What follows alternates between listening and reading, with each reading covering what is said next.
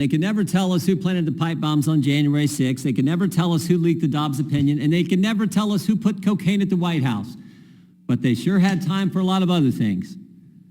October 2nd, 2021, they set up a snitch line to report moms and dads who have the nerve to show up at a school board meeting and advocate for their son or daughter.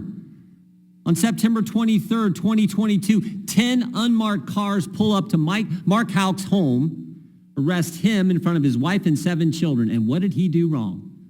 What did he do wrong? Praying in front of an abortion clinic. And when some crazy guy comes up and starts yelling obscenities in his kid's face, he makes sure he deals with that guy. He went to court.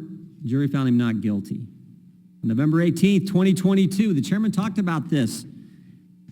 Actually before that, summer of 2022, raid on President Trump's home.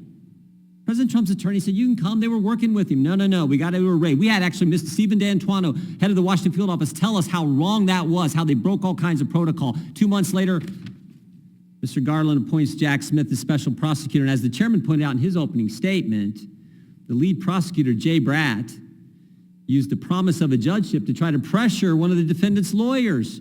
You're not allowed to do that.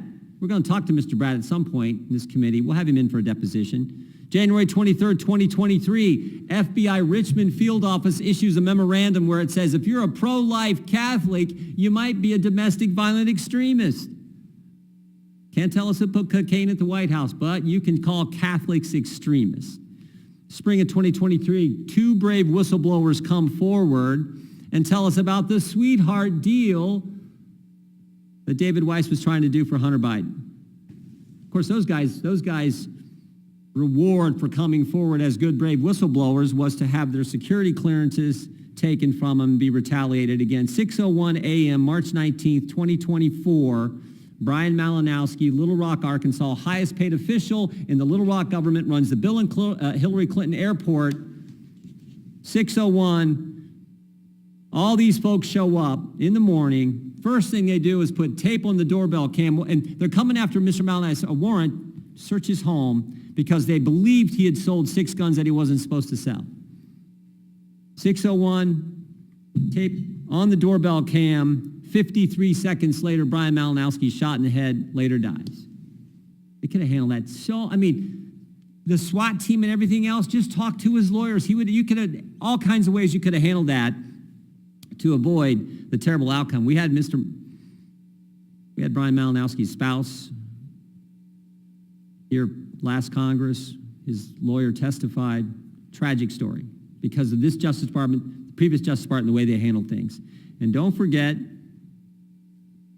December 12, 2024, when the Inspector General told us about the 26 confidential human sources who were there on January 6, 2021. 17 went in restricted space, which they were not authorized to do. 4 went in the Capitol, which they were not authorized to do. None of them were charged. 2 of the 4 who went in the Capitol were asked to be there by the FBI. We got all kinds of questions about that incident, about those confidential human sources, all kinds of questions we want answered. Now, thank goodness, and the chairman referenced this as well, thank goodness Pam Bondi, Todd Blanche, Kash Patel, Dan Bongino are now going to be running the Justice Department, where we won't have this kind of ridiculous focus on agencies being turned on the very people they're supposed to serve. We sent 7 subpoenas today.